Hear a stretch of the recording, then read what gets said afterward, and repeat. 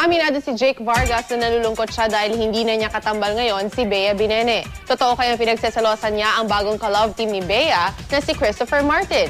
Ang Star Bites hatid ni Lars Santiago.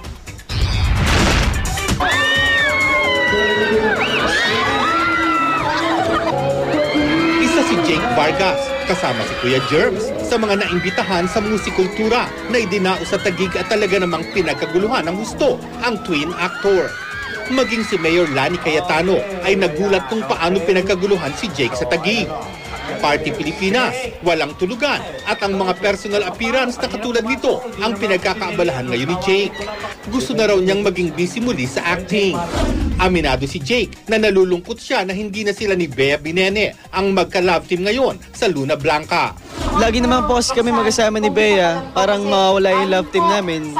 So parang may onting tampo. Hindi rin ikinaila ni Jake na sobrang namimiss niya si Bea.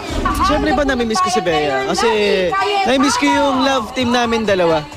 And kaya sana may show na magkasama ulit kami, na bumalik ulit. Pero hindi raw siya nagseselo sa bagong ka-love team ni Bea na si Christopher Martin. Kasi si Christopher, kilala ko yan eh.